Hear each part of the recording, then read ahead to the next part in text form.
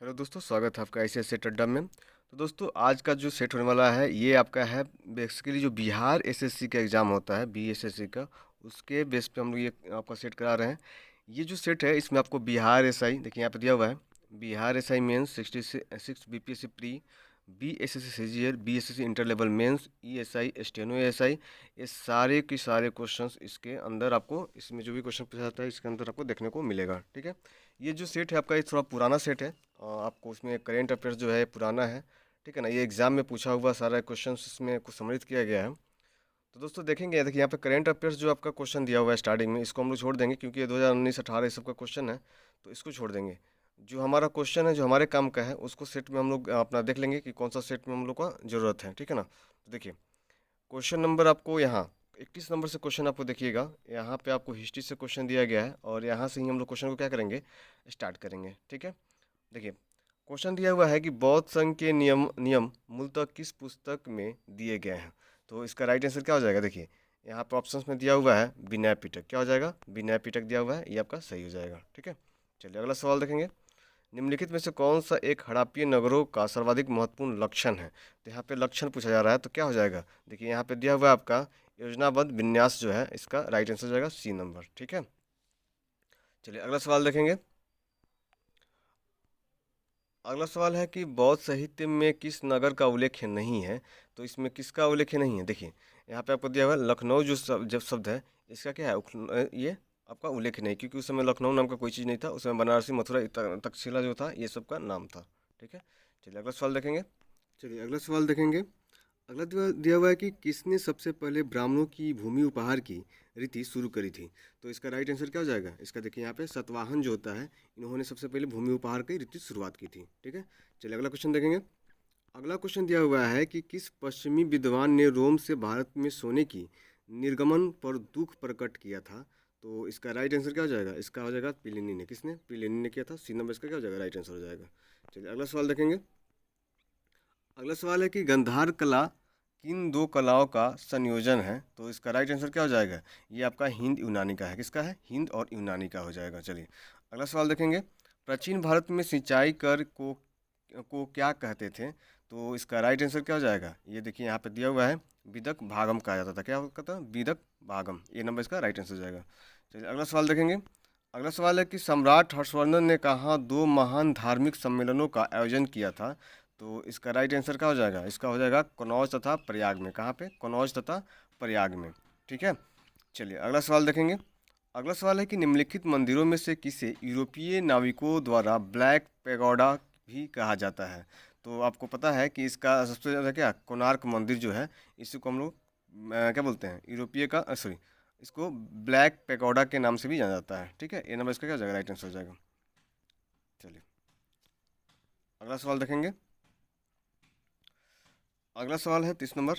और आबू का जैन मंदिर किस से बना है। तो इसका राइट आंसर क्या हो जाएगा, देखिए ये किससे बना हुआ है, ये बना हुआ है आपका संगमरमर से। किससे बना हुआ है, संगमरमर से बना हुआ है। चलिए अगला सवाल देखेंगे। अगला सवाल है कि इनमें से किस राजवंश ने कनौज पर नियंत्रण के लिए त्रिकोणीय संघर्ष में हिस्सा नहीं लिया था। तो इसका राइट आंसर क्या हो जाएगा, तो ये हो जाएगा आपका सेन। किसने नहीं लिया था, सेन नहीं, बाकी पाल, प्रतिहार और राजपूत ले तीनों ने लिया था आपको त्रिकोणीय संघर्ष में। ठीक है, चलिए अगला सवाल देखेंगे। अगला सवाल है कि निम्नलिखित में से किस स्थान पर शिला काटकर बनाए गए रथ मंदिरों के लिए पल्लव राजाओं को याद किया जाता है। तो इसका राइट आंसर क्या हो जाएगा, ये हो जाएगा महाबलीपुरम, ये नंबर इसका राइट आंसर हो जाएगा। ठीक है, चलिए अगला सवाल देखेंगे। अगला सवाल दिया हुआ है कि वैष्णव मत किन शासकों के संरक्षण में अपने चरम उत्कर्ष पर पहुंचा। तो इसका राइट आंसर क्या हो जाएगा, ये हो जाएगा आपका गुप्त काल में। कब हुआ था, गुप्त काल के समय में क्या हुआ था, ये आपको वैष्णव मत का शासकों ने संरक्षण में अपने चरम उत्कर्ष में पहुंचा था। डी नंबर इसका क्या जाएगा, राइट आंसर हो जाएगा। चलिए अगला सवाल देखेंगे। अगला सवाल है कि किस साम्राज्य को हिंदुत्व का स्वर्ण युग माना जाता है। तो आपको पता है कि जो आपका गुप्त काल है, यहाँ पे आपको दिया होगा गुप्त काल, देखिए यहाँ पे सी नंबर में दिया हुआ है। गुप्त काल जो था ये आपको आपको क्या बोला जाता था, इसे हिंदुओं के लिए सबसे स्वर्ण युग माना जाता था। ठीक है, चलिए अगला सवाल देखेंगे। अगला सवाल दिया हुआ है कि नटराज की प्रसिद्ध कांस्य कलाकृति किस कला का एक विशिष्ट उदाहरण है। तो इसका राइट आंसर क्या हो जाएगा, इसका राइट आंसर हो जाएगा चोल कला का। किसका, चोल कला, ए नंबर इसका राइट आंसर हो जाएगा। चलिए अगला सवाल देखेंगे। मदुरई के पांडवों की मछली की सी आंखों वाली वाली देवी मीनाक्षी किस रूप में पहचानी जाती है? तो देखिए इसका राइट आंसर क्या हो जाएगा, ये हो जाएगा आपका पार्वती। कौन? पार्वती। बी नंबर इसका राइट आंसर हो जाएगा। चलिए अगला सवाल देखेंगे। निम्नलिखित में से कौन सा ग्रंथ बलात इस्लाम में मिलाए गए हिंदुओं के हिंदू धर्म में पुनः प्रवेश के लिए नियमों को प्रस्तुत करता है? तो देखिए इसका राइट आंसर क्या हो जाएगा, देवल स्मृति। कौन सा हो जाएगा, देवल स्मृति हो जाएगा। ए नंबर इसका राइट आंसर हो जाएगा। चलिए अगला सवाल देखेंगे। कौन सा प्राचीन भारतीय साम्राज्य उसकी राजधानी के साथ गलत जोड़े के रूप में अंकित है? तो देखिए यहाँ पे आप सबसे पहले देखेंगे कौन सा इसमें गलत जोड़े से अंकित होगा। तो देखिए यहाँ पे दिया हुआ है मौर्य पाटलिपुत्र सही है, पांड्य मदुरई सही है, पल्लव वेलोर ये आपका गलत हो जाएगा। ठीक है, काकतीय वारंगल ये आपका सही हो जाएगा। सी नंबर क्या हो जाएगा इसमें, गलत हो जाएगा। ठीक है, चलिए अगला सवाल देखेंगे। अगला दिया हुआ है कि सबसे पहले पहिए किससे बने थे? तो आपको पता है कि सबसे पहले जो पहिया आपका बना था ये किसी से बना था, ये बना था आपका लकड़ी से। किससे बना था, लकड़ी से बना था। ठीक है, चलिए अगला सवाल देखेंगे। अगला सवाल है कि महात्मा गांधी दक्षिण अफ्रीका में भारत किस वर्ष में लौटे थे? तो ये क्या है आपका सही सवाल, 1915 में। कब लौटे? 1915 में। ठीक है, अगला सवाल है कि जेलेपला और नाथुला दर्रे निम्न में से किस राज्य में स्थित है? तो देखिए दोस्तों इसको आपको याद करने के लिए ना, देखिए सिक्किम आपको हो जाएगा इसका राइट आंसर, ए नंबर। ठीक है, क्या हो जाएगा इसका, सिक्किम में इसका राइट आंसर हो जाएगा। और सिक्किम जो है ना मैप में ऐसे आपको निकला हुआ है, तो क्या होता है, नाक जला हुआ आप याद कर सकते हैं, न से नाथुला और ज से जल। सिक्किम में नाक जो नाक की तरह निकला हुआ ना सिक्किम ऊपर, तो उसको ऐसे याद कर सकते हैं आप लोग। ठीक है, चलिए अगला सवाल देखेंगे। अगला सवाल है कि निम्नलिखित में से कौन सा एक सबसे सूखा स्थान है? तो देखिए यहाँ पे सबसे सूखा स्थान कौन सा है, ले आपका हो जाएगा। कौन है, ले है, क्योंकि यहाँ बहुत बर्फबारी होती है और बहुत ठंड पड़ती है, जिस वजह से यहाँ पे बारिश वारिश होने का चांस जो होता है बहुत कम होता है। ठीक है, चलिए अगला सवाल देखेंगे। कौन सी जनजाति दिवाली को शोक का त्यौहार मानती है? तो इसका राइट आंसर हो जाएगा थारू। कौन, थारू जो होते हैं ये आपको दिवाली को क्या मानते हैं, शोक का त्यौहार मानते हैं। ठीक है, चलिए अगला सवाल देखेंगे। भारत के किस राज्य का समुद्री तट सबसे अधिक लंबा है? तो देखिए यहाँ पे आपका राइट आंसर क्या हो जाएगा, ये हो जाएगा गुजरात का। किसका, गुजरात का। ठीक है, चलिए अगला सवाल देखेंगे। अगला सवाल दिया हुआ है कि रूपांतरित चट्टानों की उत्पत्ति किन चट्टानों से होती है? तो इसका राइट आंसर क्या हो जाएगा, ये देखिए यहाँ पे दिया हुआ है अग्नेय तथा तलछटी दोनों में हो जाएगा। सी नंबर क्या हो जाएगा इसका राइट आंसर हो जाएगा। ठीक है, चलिए अगला सवाल देखेंगे कि निम्नलिखित भाषाओं में सुनामी शब्द किस भाषा से संबंधित है? तो किससे है, ये है आपका जापानी। किससे, जापानी से आपका संबंधित है। अगला सवाल है, देखिए आपका यहाँ पे सॉरी 46 के बाद यहाँ पे 57 लिख दिया, यहाँ पे 47 होना चाहिए था। ठीक है, यहाँ पे दिया हुआ है कि राष्ट्रीय पोर्ट डिजाइन तथा अनुसंधान केंद्र कहाँ स्थित है? तो ये कहाँ पे स्थित है, आपका विशाखापट्टनम में आपका स्थित है। बी नंबर क्या हो जाएगा इसका राइट आंसर हो जाएगा। कौन सा हो जाएगा, बी नंबर इसका राइट आंसर हो जाएगा। ठीक है, चलिए अगला सवाल देखेंगे। 48 में क्वेश्चन दिया हुआ है कि भारत की जनसंख्या वृद्धि की क्या विशेषता है? तो यहाँ पे राइट आंसर क्या हो जाएगा, देखिए यहाँ पे दिया हुआ आपका जन्म दर से वृद्धि किंतु मृत्यु दर में कमी। सी नंबर क्या हो जाएगा इसका राइट आंसर हो जाएगा। चलिए अगला सवाल देखेंगे। अगला सवाल हॉर्न ऑफ अफ्रीका के अंग है, तो इसका राइट आंसर क्या हो जाएगा, देखिए यहाँ पे दिया हुआ है सोमालिया, इथोपिया तथा जिबूती, इसका जो है आपका राइट आंसर हो जाएगा। ठीक है, चलिए 50 नंबर क्वेश्चन दिया हुआ है कि निम्नलिखित में से किस एक महाद्वीप में उसके संपूर्ण क्षेत्रफल में मैदानी भाग का प्रतिशत सर्वाधिक है? तो इसका राइट आंसर देखिए ऑप्शंस में देख लेंगे पहले, और इसका ऑप्शंस में दिया हुआ है आपका यूरोप जो है, सॉरी यहाँ पे राइट आंसर क्या हो जाएगा, यूरोप। बी नंबर इसका यूरोप हो जाएगा। ठीक है, चलिए अगला सवाल देखेंगे। अफ्रीका की मूलभूत जनजाति पिग्मी किस नदी घाटी में पाई जाती है? तो यहाँ पिग्मी की बात हो रहा है, तो पिग्मी कहाँ पाई जाती है, कांगो में। कहाँ पे, कांगो बेसिन में पाया जाता है। ठीक है, चलिए अगला सवाल देखेंगे। ग्रेट बैरियर रीफ, देखिए 52 में क्या ग्रेट बैरियर रीफ क्या है? तो ये क्या है, ये आपका है ऑस्ट्रेलिया के निकट एक प्रवाल भित्ति है आपका। ए नंबर इसका राइट आंसर हो जाएगा। ठीक है, ये क्वेश्चन बहुत बार पूछा गया है। ठीक है, चलिए अगला सवाल देखेंगे। और अगला सवाल दिया हुआ है कि हिंद महासागर और लाल सागर को कौन सी जल संधि जोड़ती है? तो इसका राइट आंसर क्या जाएगा, बब अल मंदेब। कौन सा, बब अल मंदेब जो है इसका राइट आंसर हो जाएगा, ए नंबर। ठीक है, चलिए अगला सवाल देखेंगे। सू नहर जोड़ती है, यहाँ पे सू नहर की बात हो रही है, तो किसको जोड़ती है, ये जोड़ती है सुपीरियर और ह्यूरोन को। ठीक है, डी नंबर इसका क्या हो जाएगा, राइट आंसर हो जाएगा। ठीक है, चलिए अगला सवाल देखेंगे। अगला सवाल दिया है कोरल रीफ या जीवाश्म पट्टी प्रायः कहाँ पाई जाती है?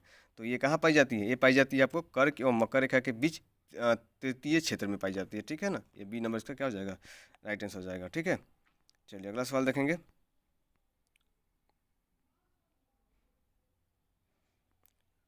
अगला सवाल दिया हुआ है कि लोक लेखा समिति में निम्नलिखित सदस्य होते हैं, नीचे दिए कूट को सही उत्तर दीजिए। ठीक है ना, यहाँ पे कूट दिया गया है और इस कूट से आपको क्या करना है, सही उत्तर जवाब देना। ठीक है, तो देखिए लोकसभा में 15, राज्यसभा में 7 और कुल 22। ठीक है, अगला सवाल देखेंगे। अगला सवाल है कि भारत के सर्वोच्च न्यायालय का पारदर्शी अधिकार से प्रयुक्त होता है कि वह, क्या इसका राइट आंसर हो जाएगा। देखिए यहाँ पे दिया हुआ है कि सार्वजनिक महत्व की कानूनी तथ्यात्मक मामलों में राष्ट्रपति को परामर्श दे सकता है। ये नंबर इसका क्या हो जाएगा, राइट आंसर हो जाएगा। ठीक है, बाकी आप देख लीजिएगा इसको। चलिए अगला सवाल देखेंगे। बंदी बनाए गए व्यक्ति को मौलिक अधिकारों की रक्षा किस अनुच्छेद से प्रदत्त होती है। तो इसको आपको पता होगा कि किससे होती है, ये होती है आपको अनुच्छेद 22 से अनुच्छेद 22 से होता है। ठीक है, अगला सवाल है कि लोक लेखा समिति की रिपोर्ट प्रस्तुत की जाती है, तो ये कहाँ पे प्रस्तुत किया जाता है, ये आपको किया जाता है लोकसभा में। कहाँ पे, लोकसभा में। चलिए अगला सवाल देखेंगे।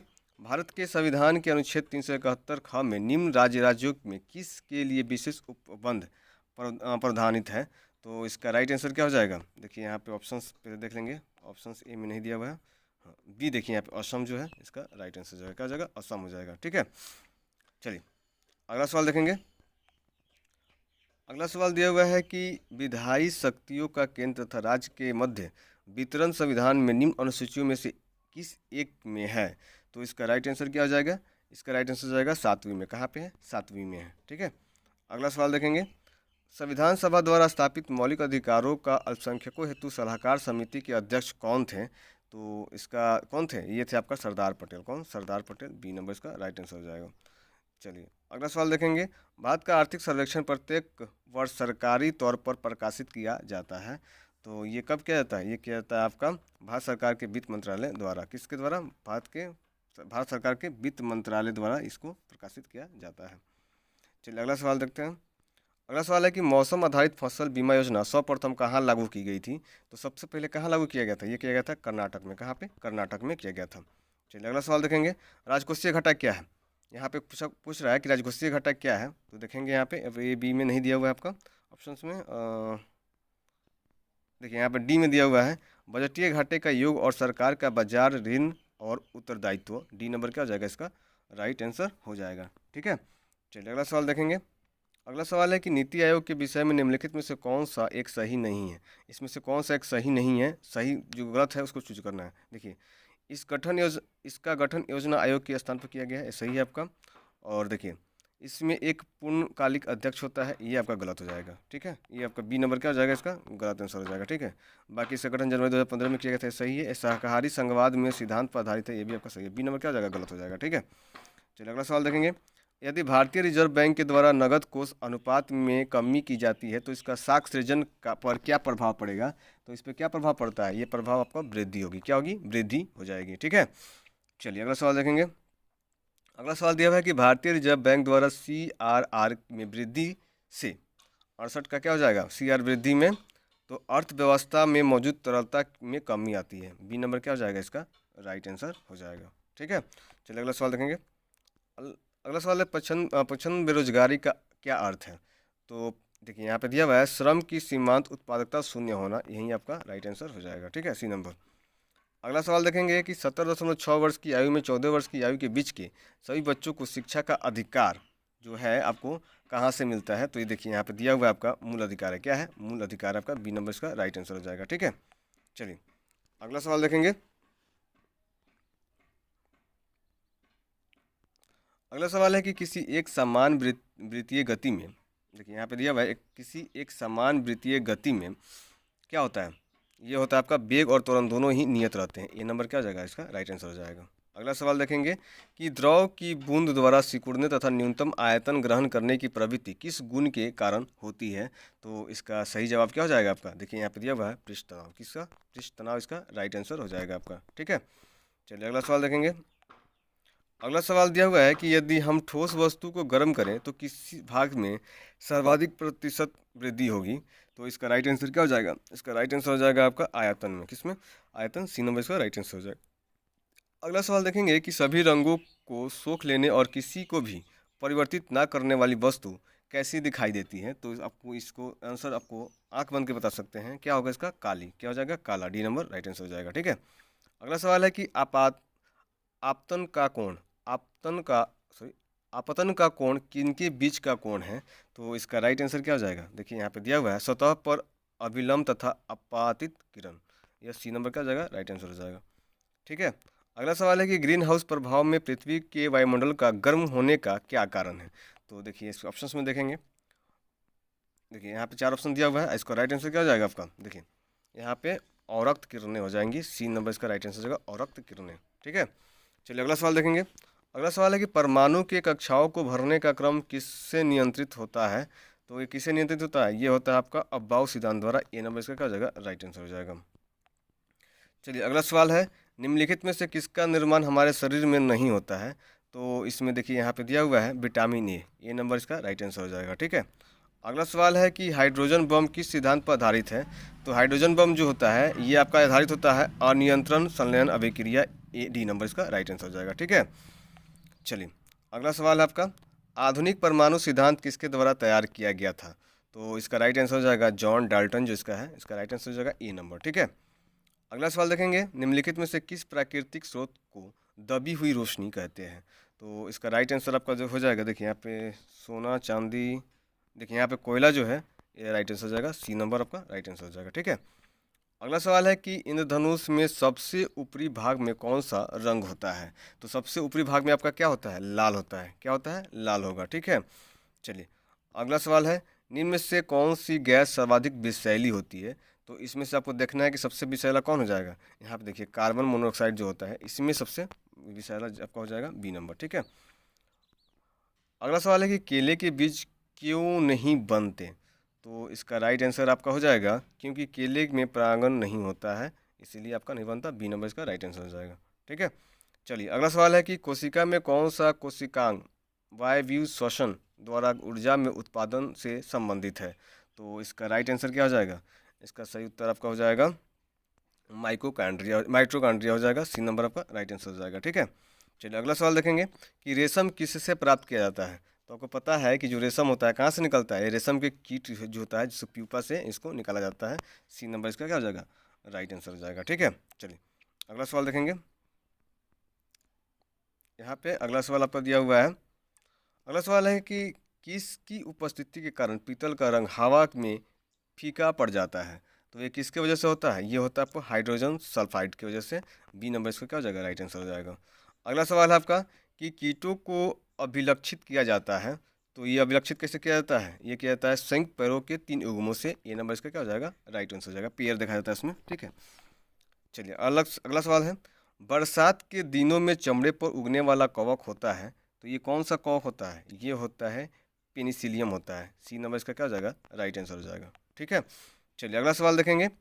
अगला सवाल है कि जब इनो लवण को जल में डाला जाता है तो बुलबुले बनते हैं, इसका कारण है, तो इसका कारण क्या हो सकता है? इसका कारण है आपका कार्बन डाइऑक्साइड का गैस का। ठीक है, बी नंबर की वजह से ये सब होता है। ठीक है, चलिए अगला सवाल देखेंगे।